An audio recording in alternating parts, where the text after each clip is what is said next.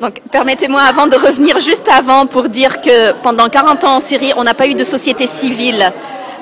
On avait très très peu d'organisations, elles étaient tous dirigées par le service du régime. Donc en 2012, ce qui s'est passé, on avait déjà eu la révolution qui avait démarré d'une manière très pacifique.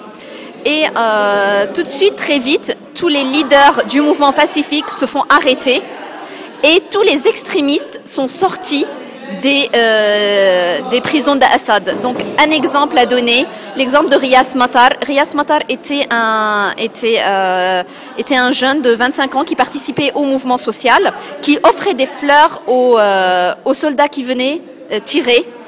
Il a été arrêté et il a été rendu mort à ses parents 3 jours après. Dans ce même mois, Zahran Alouche, qui est aujourd'hui un des leaders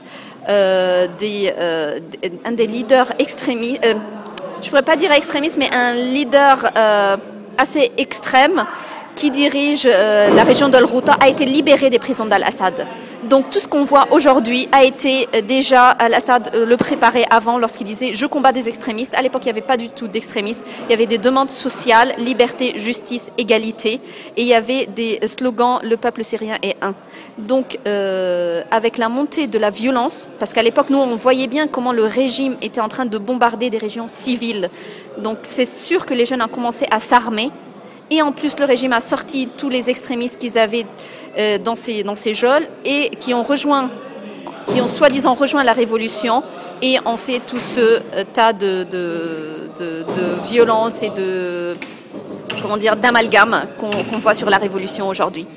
On a dit même dans cet rencontre que nous avons écouté qu'aujourd'hui, nous tenons un problème, les fondamentalismes intégralistes, les terreurs qui avancent, et entrer dans une nouvelle étape, l'étape de tenir un État physiquement posé justement au Syrie. Donc, dans ce moment, les dangers pour tous est très grand.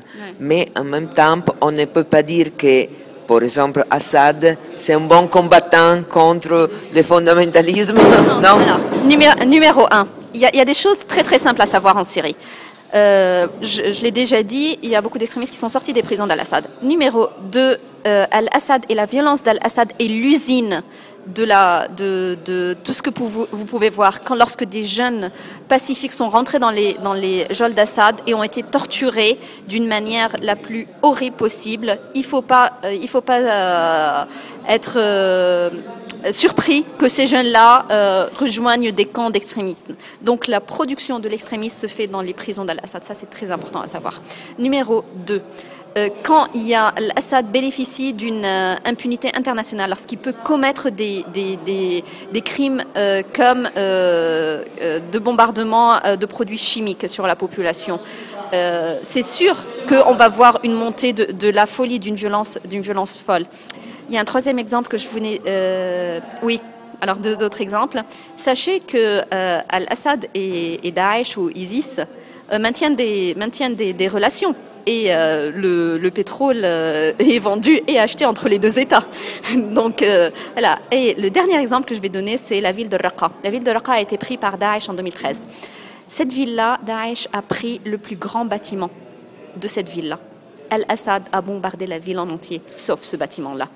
Donc Daesh est bien un produit de la modernité, de tous les problèmes de l'humanité contemporaine, mais aussi certainement un problème et une production de l'Assad. Donc il l'a créé pour dire qu'il est le seul à pouvoir la combattre. Donc, et voilà, je peux pas comment. Il y a une campagne qui a été menée en Syrie qui s'appelle Same Shit, même merde, qui disait Al-Assad égale ISIS. Et voilà, c'est nos sentiments entre Syriens. J'ai beaucoup d'amis qui ont été arrêtés par Al-Assad et qui ont été arrêtés par Daesh ou recherchés par Daesh. Donc pour nous, voilà, c'est la même chose. Une dernière question, pour nous les Européens ou dans le monde, il y a beaucoup d'attention sur la résistance qu'aujourd'hui, la part kurde de la Syrie, il y a la Rojava, toute cette histoire, justement contre l'avancée de l'ISIS. Vous, comme Syrienne, vous voyez bien, je pense, dans cette résistance qui est en train de fermer la chose.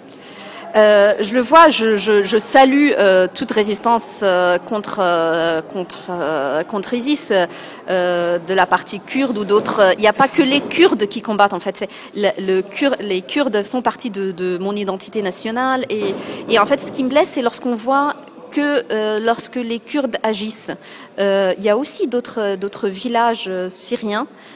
Arabes entre parenthèses qui combattent ISIS. Donc pourquoi on voit qu'un seul côté des choses quand des jeunes Kurdes ont porté les armes, elles ont été médiatisées, mais des jeunes Syriennes au sud du pays, elles ont porté les armes depuis 2013, personne n'en a parlé. Donc pourquoi à chaque fois on aime médiatiser certains aspects et d'autres passent sous silence entier? Ça ne veut pas dire du tout que je suis contre la cause kurde, je suis tout à fait pour les droits de Syriens, tous les Syriens, de toutes les minorités, qu'elles soient ethniques, religieuses ou autres. C'est très difficile, mais on peut avoir des rêves dans la vie, parce que sinon... Donc, par exemple, les jeunes Kurdes, les personnes kurdes de Rojava, ils parlent d'une Assyrie qui peut être un laboratoire d'une idée de différents gens arabes, kurdes, chrétiens qui peuvent vivre ensemble. Non? C'est un rêve, j'imagine, mais je pense que aussi entre vous, Syriennes, il y a la discussion sur les rêves. Oui, mais tout à fait. Alors déjà, on a vécu ensemble, donc c'est pas des éléments externes qui essayent de vivre ensemble. On a déjà vécu ensemble. Alors après, il y a eu des négations de droits de certains, ça c'est sûr. Et il y a des droits de l'être humain en lui-même, avant de parler de minorité. L'être humain n'était pas respecté en Syrie. Donc avant de parler de droits de religion ou d'ethnie. Donc oui, ce rêve de construire une patrie dans lequel il y a tout le monde. C'est un rêve et on y va. Même c'est une naissance douloureuse, mais je pense que ça va finir par se faire. Parce que on est nombreux à le vouloir. On est nombreux à être fiers de cette identité mosaïque de la Syrie. Donc voilà. C'est pas juste un rêve. On peut rêver. C'est pas juste on peut rêver. Non, c'est un objectif à atteindre. La dernière question, c'est les problèmes que j'imagine que j'ai vus en Libano, en Tunisie, en Turquie, pour les gens qui est